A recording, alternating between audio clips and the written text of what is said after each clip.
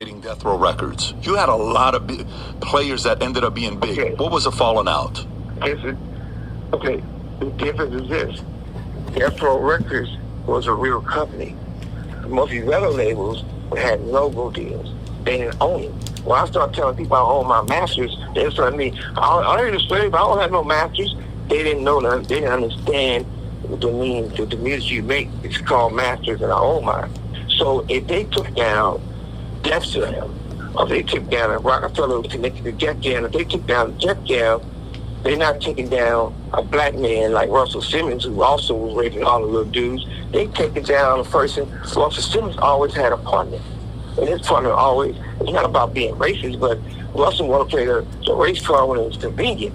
Russell Simmons' first partner was Rick Rubin, was a white guy. Then it was New York.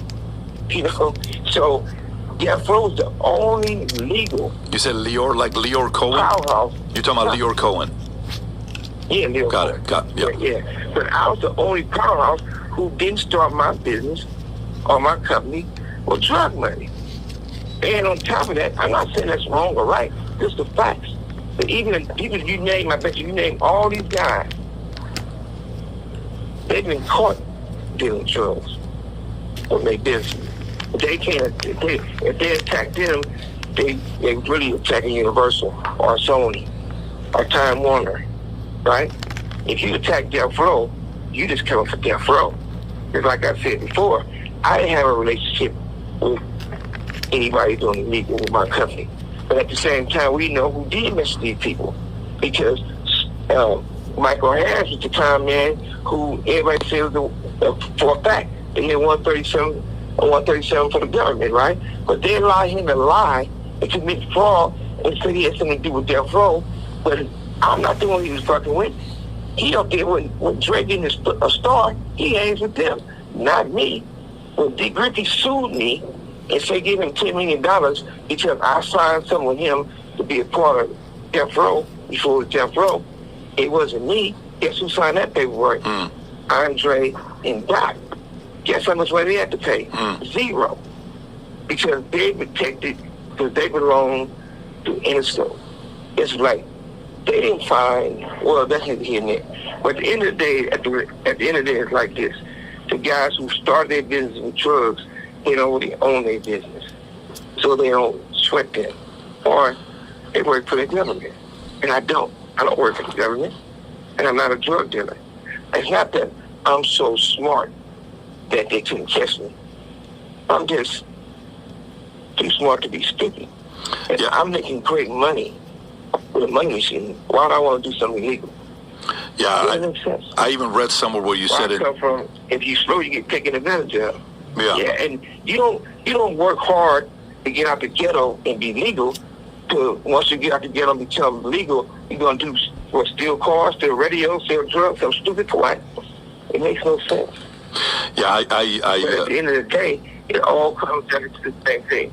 But now here's the thing, though. If we bring it down to you, we bring it down to you, Suge, with the chaos that happened within Death Row, right? Think about what happened with Eazy-E. And I saw when you were on Jimmy Kimmel, when you said that we did the Eazy-E thing, you know, when you put your feet up, we saw that. I'm like, okay, so. But you know, hey, look, I'm going to tell you a real story. Listen to this. I never told nobody straight or married this story. You got to remember one thing. In prison, I'm in the cell by myself. Besides this AI thing I got, and we talk to each other. So I'm probably, ain't used to talking that much. So I'm going a little too fast. Okay. So let me slow it down and tell you this last story. Okay, so this thing is this. Out of guys in the NWA, Eric was my favorite because Eric was the only guy from Compton that really was from Compton. So as we started trying to get this, I wanted to make Death Row and Luchas together. And Eric was down for it, but then he didn't want to leave Jerry. So when it came to getting Eric to sign the lease, I had respect for him. So what I ended up doing, I had Dre on a piece of paper on the contract, Mr. Ray on the contract, and Doc on the contract. By yourself. And I had another piece of paper with Above the Law, Cocaine, Country Producer, Bobo Canone, all artists, right? and they all wanted me to come with me. So I said, look, I'm going to give Eric, and we're going to work it out. If we can't be together, I'm going to take the ones I'm going to take and keep the other ones. And at the same time, what happened? Andre wanted Eazy dead, right? And normally I wouldn't speak like this, but he's not really a civilian. He's not part of the gang, he's a civilian. So when it came down to it, I just thought he was joking. I said, nah. I said, look, man, I'm going to be busy with my, I know you. I said, but I'm going to have him come to the studio, which was Galaxy Studio, and it's so rock gun. And I told the guard, well, look, when Eric get here, just call and let me know. So I said, I'm going to call him up there. And Dre said, no, just be quiet. I'm going to call him and tell him to meet me there. Don't let him know you there. So he called Eazy, and he was like, he's talking to him and said, man, I want you to get on my album. He was working on crying. And we can maybe put it out on Wolfie. He said, like, for real? He said, yeah. So, ain't nobody at the studio right now. I got a phone I want you to hop on. I'm at the, he was like, where Solar Studio at? He said, I put up there with shit. He said, yeah. And he said, yeah, there. This call and your telephone number will be monitored and recorded. When the guard get there, they let him know, he tell me to see me, he'll let you up. So bam, I'm at the studio, Dre's not at the studio. So when Eric finally get there, the guard calls up. He says, Eazy up here for Dre. He let him up. And Eazy at the guard. He knows up there, so that's Dre. So he walks in the studio, he see me, he see three people. We start talking.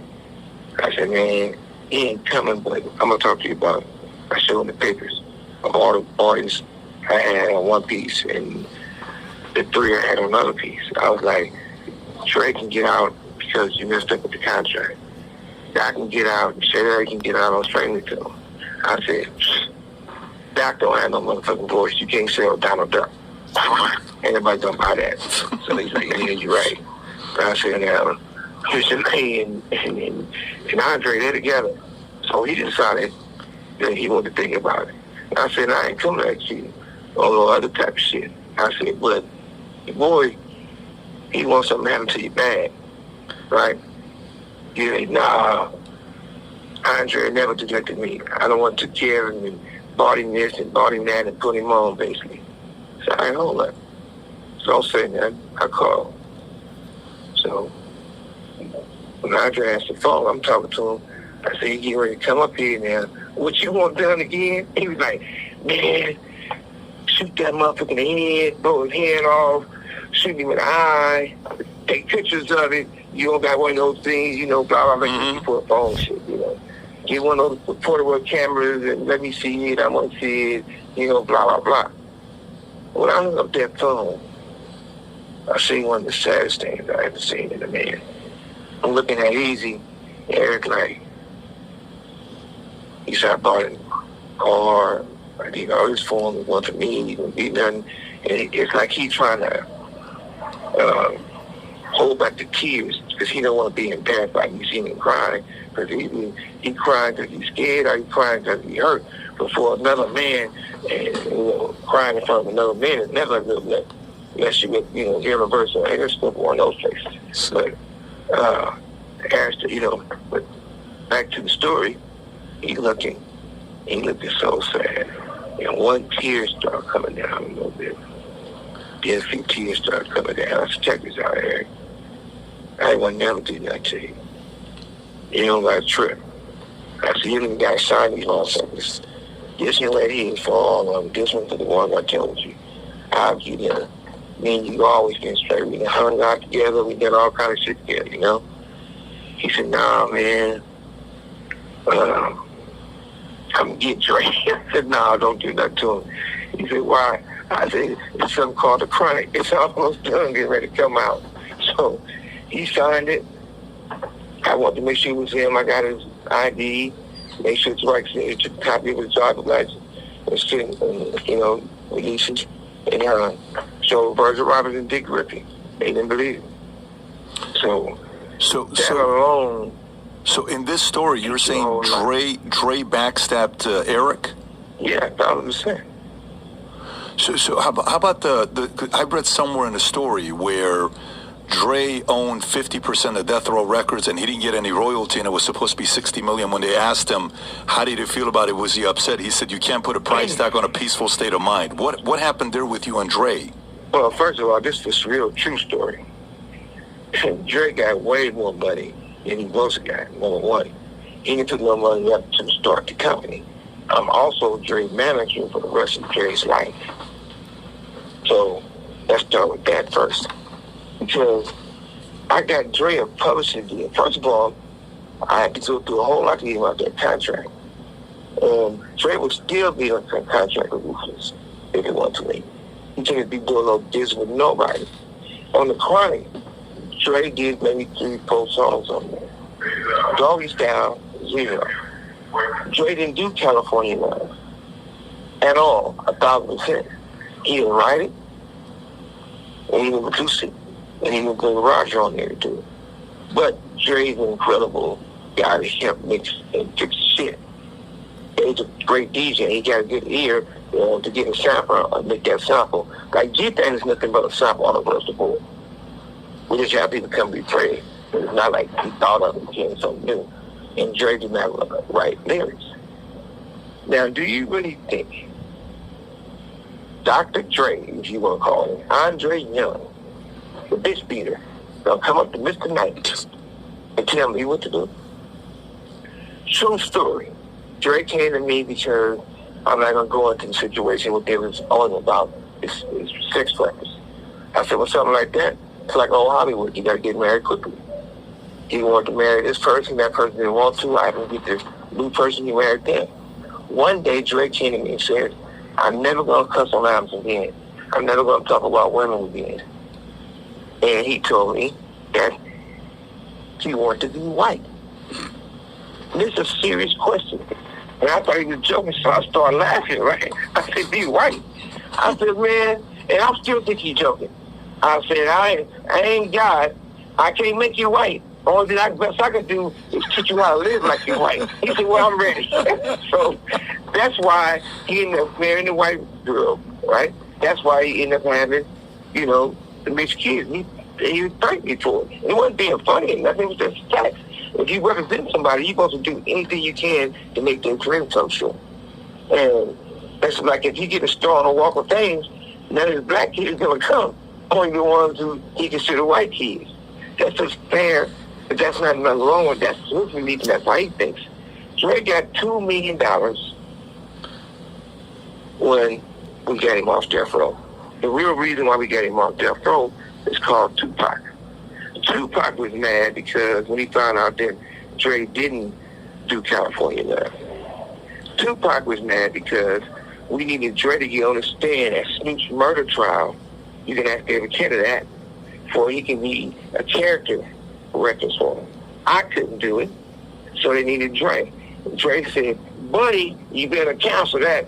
I ain't never going to help Snoop. Snoop go get life, he get life. So Pac got mad, so we need to kick him off. That's how that happened. Everybody knows that. Ask the lawyer. That's simple. The first album Dre did, the first one he said we're going to curse, was called Aftermath, and it flopped. But it's not neither here or there. It's not about talking bad about Drake or anybody else or putting these people down, because you know what? We all did great things for each other.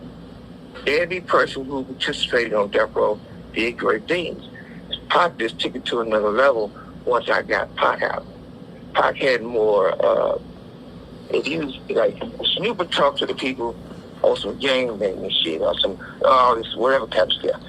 Pac would talk to the people about, getting back to the community, getting breakfast in the morning. That's what people with their books, We was talking about, like, starting the Big Brother program and the Big Sister program back. And this before people was being recognized for getting bullied. We was talking about getting people getting bullied who scared to go to school. So that's what the movement was. So all this negative, anybody can talk bad. And I always say that if you say some bad news about somebody, He'll make it around the world 10 times. If you say something good about somebody, he'll barely make it down the block. That's true. It's real true. But like I said, it's your show. I enjoy talking to you. So whatever you want to ask me, I'm here for you. Suge, I'll make this the last topic here before we wrap up and finish up. So, I'm a class of '96 kid. Right. I'm in LA. I'm a Tupac guy. That was my guy. I came to the States in 1990. So.